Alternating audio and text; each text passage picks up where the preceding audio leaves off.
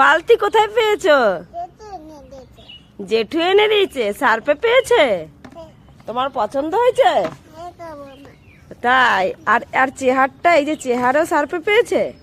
চেহারটা পছন্দ হয়েছে তোমার? এই চেহারটাও সার্ফে পেয়েছি, তারপরে আবার এই বালতিটা পেয়েছি, এই যে, তাই না গলো?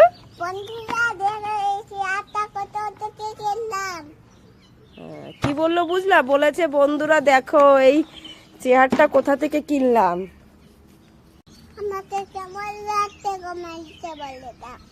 তোমাকে কেমন লাগছে কমেন্টে বলবে, না চেহার কেমন লাগছে কমেন্টে বলবে?